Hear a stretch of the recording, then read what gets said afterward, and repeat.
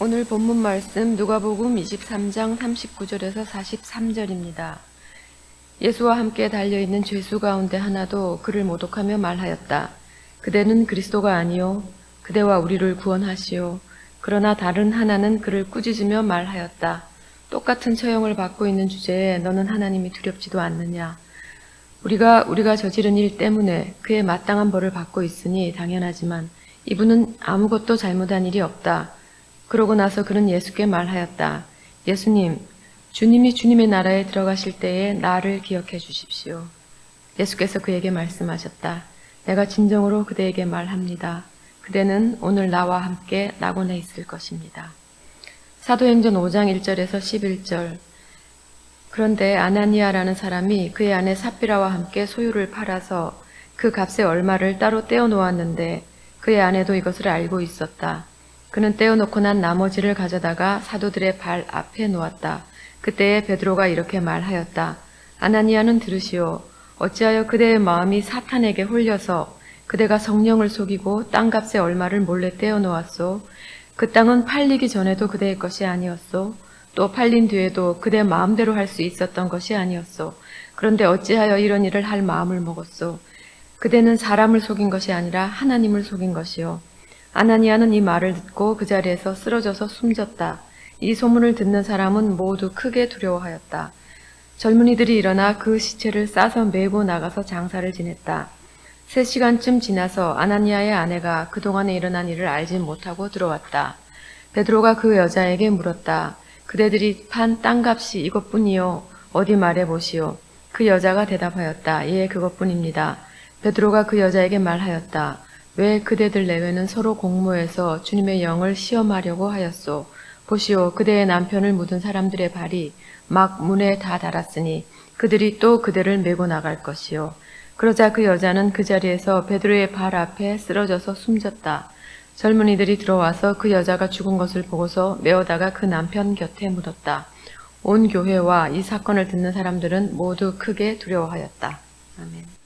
오늘 제목이 좀 특이합니다. 제가 이 강론 제목을 잘 짓는 사람 중에 하나인데 이게 뭐라고 붙여야 될지 좀 적당하지가 않아서 사실 머피의 법칙하고도 상관이 없지만 그렇게 붙여봤습니다. 근데 머피의 법칙이 뭐냐 하면은 다 알고 계시지만 정의가 이렇습니다. 잘 될 수도 있고 잘못될 수도 있는 일은 반드시 잘못된다. 이게 머피의 법칙입니다. 이게 또 영어로도 있더라고요. 뭐 그렇겠죠. 머피가 한국 사람 아니니까. If anything can go wrong, it will. 이거예요. 만일 무슨 일이 잘못될 수 있다면 꼭 그렇게 된다. 이런 얘기입니다. 잘못될 수 있는 일은 하필이면 최악의 순간에 터진다. 이런 뜻도 있죠.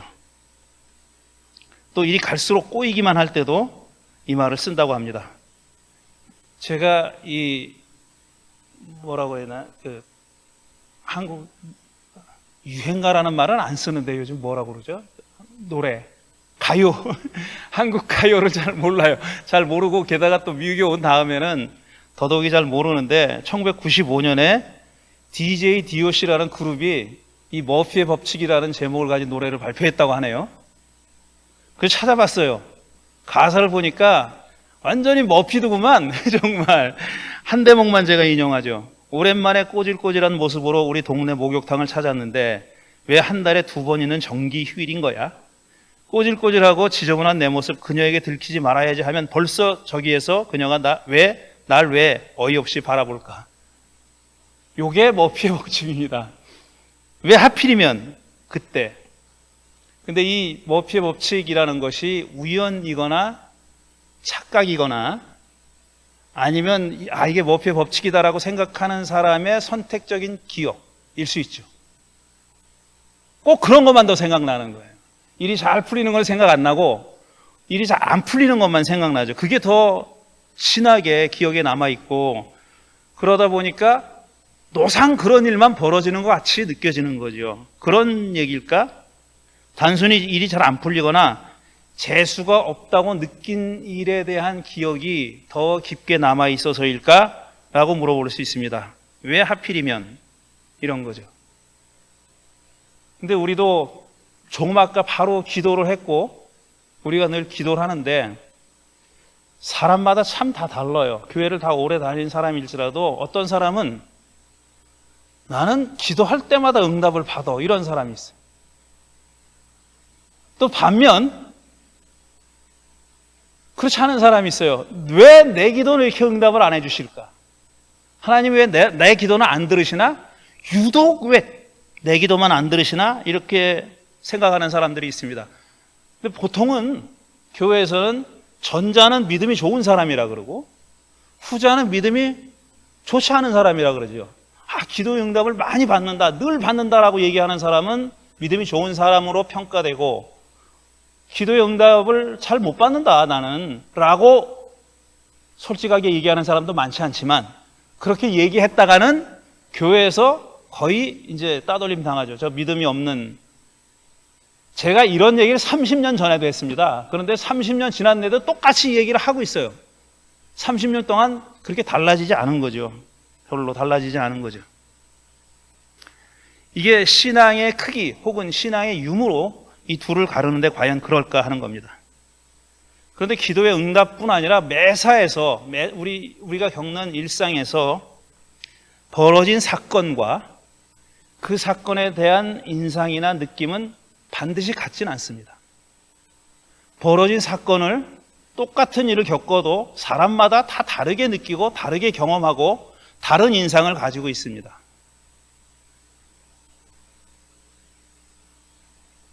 기도의 응답이 이루어졌다고 보는 사람과 그렇지 않은 사람으로 갈라지는 것도 이와 무관하다고 볼 수가 없어요. 그러니까 일어난 사건과 그 사건에 대한 인상이나 느낌이 같지 않다는 것은 요 근래 인간이 한 수천 년 내에 겪은 경험이 아니에요. 그거는 우리 인간이 너무나 긴 세월 동안 수십만 년 동안 진화해 왔는데 아주 오래전부터 우리가 갖고 있던 경험이에요. 그러니까 쉽게 얘기하면 유전자 어딘지 찾아볼 수는 없지만 유전자 안에 새겨져 있는 겁니다. 우리가 만나는 사건과 그 사건에 대한 인상이나 경험이 다르다는 것은 그거는 그렇게 진화해 오는 게 유리하기 때문에 그렇게 된 거예요. 무슨 말씀인지 아시겠죠? 그게 필요한 거예요. 사람들은 위기를 느끼는 것에 민감합니다. 왜 그러냐면 위기를 느끼는 것에 민감하고 또 대처해야만 생존할 수 있기 때문에 위기에 대한 인식이 더 강합니다. 어떤 좋은 일에 대한 기억이나 인식보다 위기를 겪은 일, 그거를 극복한 일에 대한 기억이 더 강해요. 왜 그러냐면 위기를 극복하거나 피하거나 도망이나 가야 우리가 살 수 있으니까 그렇게 되는 거잖아요.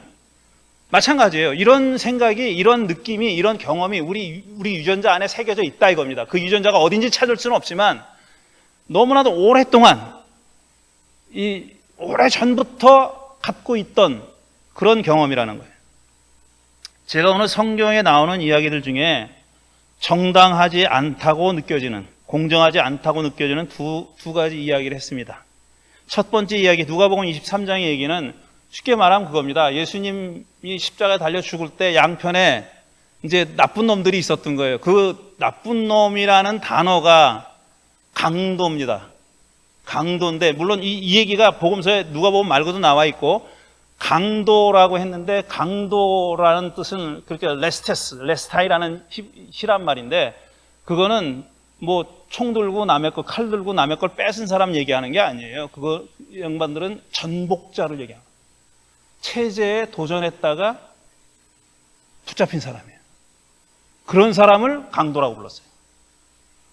그런 강도들에게만 십자가형을 가했습니다. 그러니까 돈 뺏은 놈은 십자가에 달려 죽이지 않았어요. 십자가에 굳이 달아서 죽여서 효시한 사람들, 대중이 보도록 만드는 사람들은 그런 체제에 도전했던 사람들이에요. 반역자들이죠, 쉽게 얘기하면. 그런 사람들입니다. 그런 사람들이 둘이 예수님과 함께 매달린 겁니다. 그럼 예수님도 그 부류에 속한 거죠. 하지만 그 얘기는 하지 않겠어요? 근데 그 두 사람 중에 한 사람은 예수를 조롱한 겁니다. 야, 네가 그리스도라며? 그럼 이 꼴을 당하면 안 되지. 이렇게 얘기한 거예요. 근데 다른 쪽 사람은 야 이놈아, 야 우리는 죄를 져서 그렇다 쳐도 저 양반은 그런 분이 아니야. 그러면서 한마디 아부의 말을 한 거죠. 그랬더니 예수님이 그 사람한테 그대는 나와 함께 낙원에 있을 것이고 그랬다는 거예요.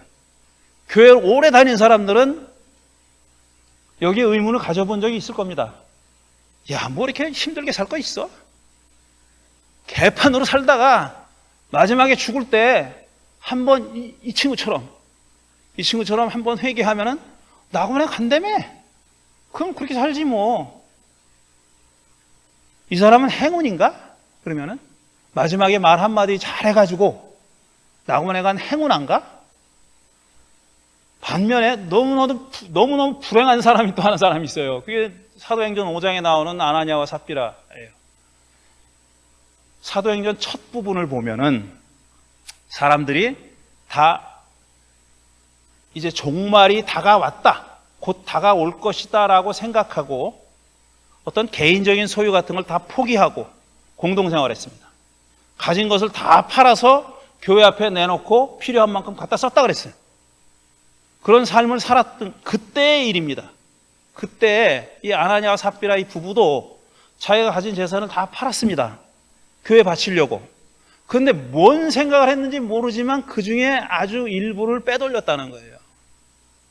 근데 베드로가 성령을 통해서 그걸 알았어요. 그리고 성령을 속였다 그러면 죽었어요, 이자가.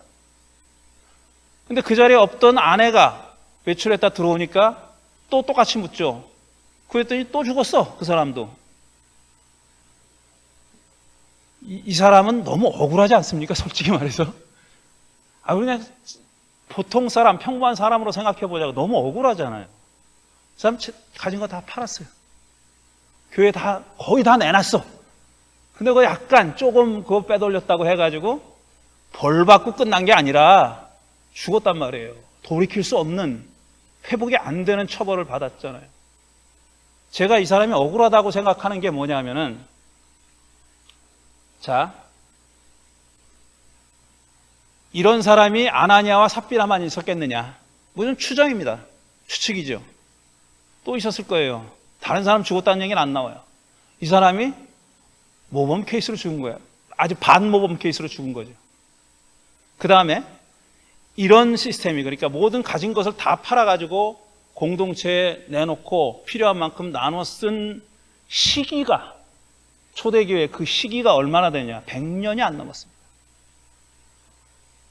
이게 한 50년경이라고 생각하면, 기원은 50년경이라고 생각하면 5, 60년 안에 그런 체제는 사라졌어요. 왜냐하면은 자기들 세대에 종말이 이루어질 것이라고 믿었는데 안 이루어졌어요. 사람들은 이게 장기전이로구나 이렇게 생각하고 오래 살기로 했어요. 우리가 신앙을 지키고 오래 살아야 되겠다.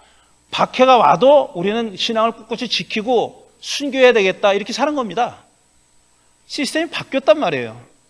그러니까 아나니아와 삽비라가 한 50년만 늦게 태어났으면 이런 일 안 당합니다. 그러니까 이게 조금 자연스럽게, 제 생각에 자연스럽게 생각하면 너무 억울해, 이 사람이. 억울하잖아요.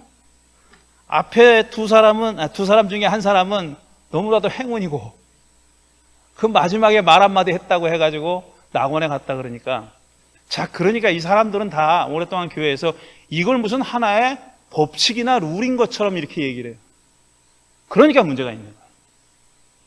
이런 일이 실제로 일어났다 손 치더라도 그거는 그냥 한 케이스였던 겁니다. 그리고 초대교회 사람들은 무슨 목적인지 몰라도 이 일은 기억해야 된다고 생각했던 거예요. 그래서 문서로 만든 겁니다. 이런 사건은 꼭 후대에게도 반드시 전해야 하는 메시지가 이 안에 들어있다고 생각해서 전한 거예요. 그렇지만 이것이 무슨 법칙이거나 다 개판으로 살다가 마지막에 그냥 한마디 잘하면 낙원 간다, 이게 법칙이다, 이런 뜻으로 얘기한 게 아니에요. 그 다음에 모든 사람들이 다 일부를 빼돌리면 다 죽는다, 그건 말하려고 한 얘기가 아니에요. 근데 그렇게 오해하는 거죠. 그렇게 오해하는 거예요. 머피의 법칙이라는 것이 정말 과학적인가를 또 실험해 본 사람들이 있어요. 너무 재밌죠. 이 영국 사람이라고 알고 있는데 로버트 매튜스라는 사람이 있대요. 이 사람이 이런 실험을 했답니다. 우리가 식탁에서 아침에 급하니까 빵을 구워서 이제 버터를 발라서 먹잖아요. 그걸 실수로 떨어뜨린다. 그러면 이상하게 버터를 바른 면이 땅바닥으로 떨어진다는 거예요. 그게 뭐예요? 하필이면 그건 주워 먹을 수도 없고 그 다음에 또 바닥을 또 청소해야 되잖아요.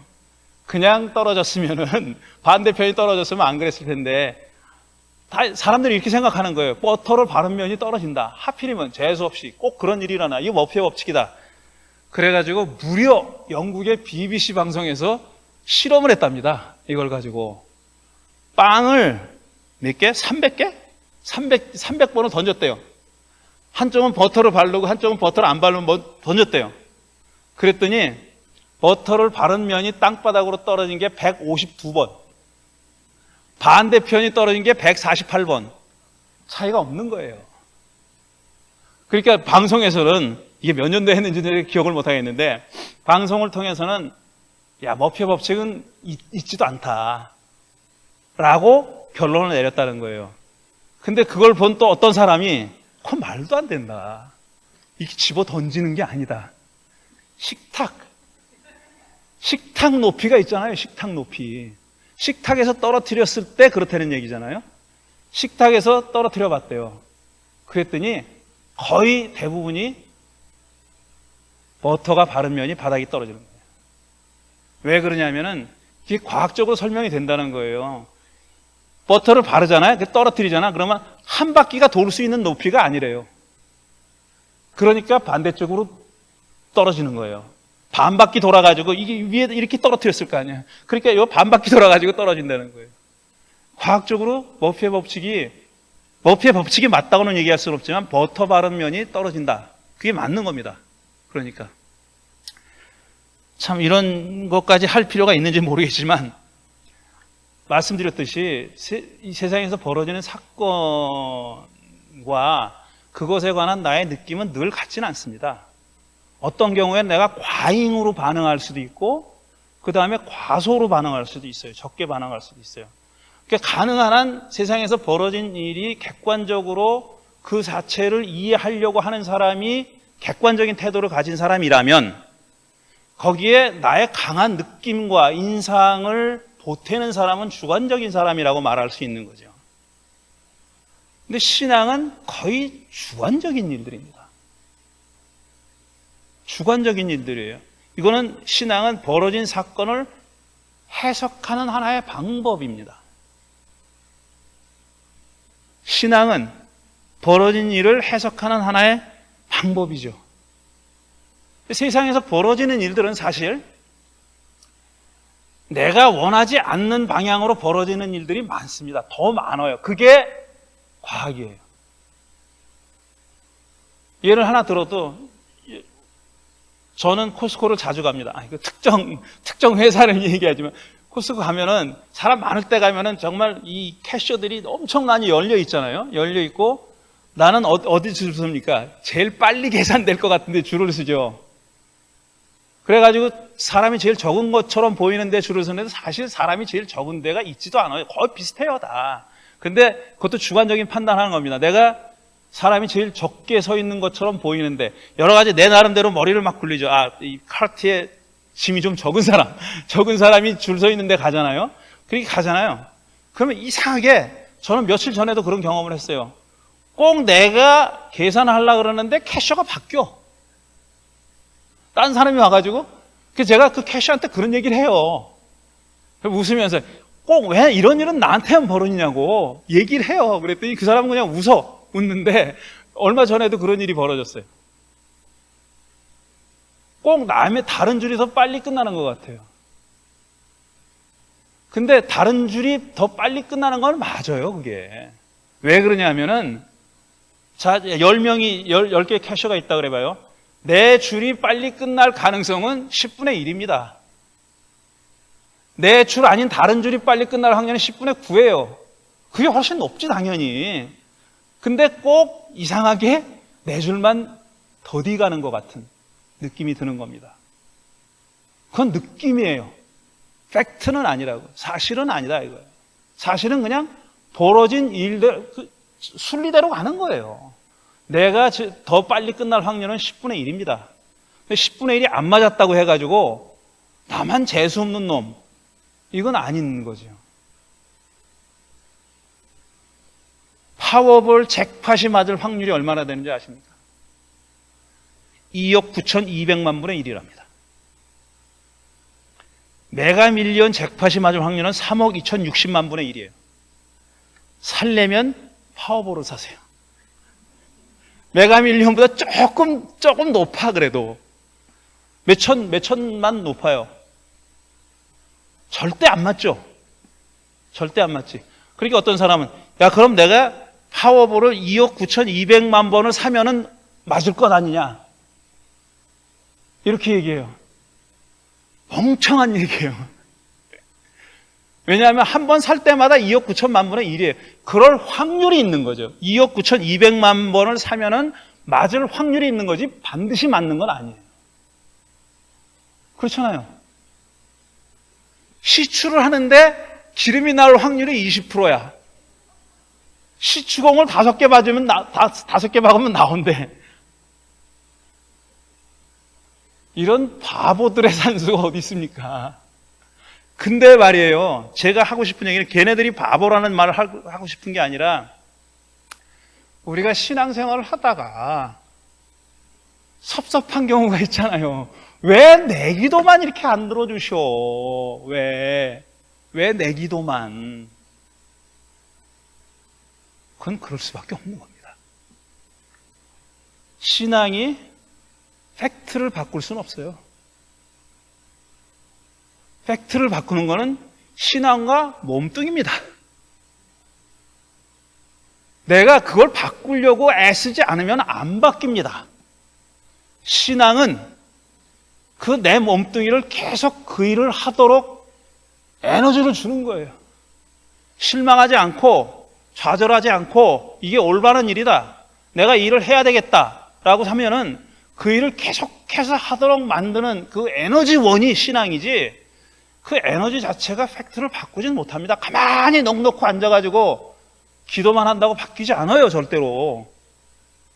근데 왜 교회에서는 기도만 하는 사람을 그렇게 훌륭한 사람이라고 얘기하냐고.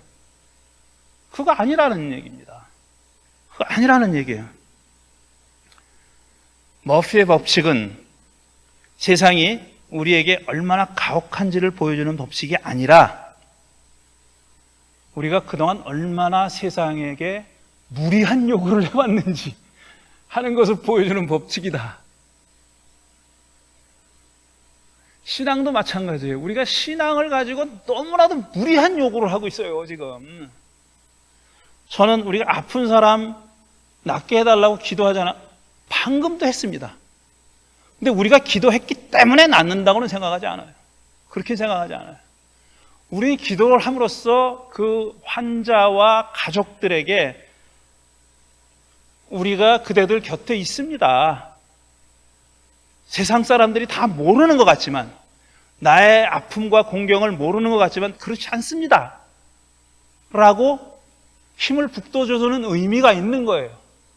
물론 이 일이 어떻게 참으로 행운으로 하나님이 잘 듣고 70억 명이 기도하는데 그게 들렸어. 그래가지고 그게 들리는 것 가지고 끝나는 건 아니죠. 그 다음에 하나님이 얘네들은 좀 뭘 좀 해줘야 되겠네 라고 해줄 수도 있어요. 그렇지만 그 일이 안 이루어졌다고, 이건 뭐 하나님도 없고 아무것도 없고 너무나도 단순합니다. 20%짜리 5개 박으면은 반드시 나온다는 얘기랑 똑같은 거예요. 어떤 책을 읽으니까 기가 막힌 말을 잘하는 마크 트웨인이 이런 말을 했다고 하더라고요. 우리가 뭘 몰라서 공경에 빠지는 게 아니라 뭘 확실히 알면 공경에 빠지지 않으리라는 확신 때문에 우리가 공경에 빠지는 거다. 말 잘해. 역시 이 사람 정말 말 잘해요. 말 잘해. 믿으면 뭐든지 된다는 확신이 나의 믿음을 갉아먹습니다. 팩트는 팩트. 일어난 일은 일어난 일. 그걸 바꾸고자 하는 나의 의지. 이거는 다른 겁니다. 이루어질 수도 있고 이루어지지 않을 수도 있고, 나 혼자에서는 안 되는데 같이 하면 되는 일도 있고, 이런 거죠. 이게 그렇게 어렵나? 이렇게 사는 게 그렇게 어렵나요? 어떤 사람은 신앙에 완전히 몰두하고 다른 건 아무것도 안 하고, 또 어떤 사람은 신앙을 그냥 거침없이 차버리고, 둘 다 아니라고 생각합니다.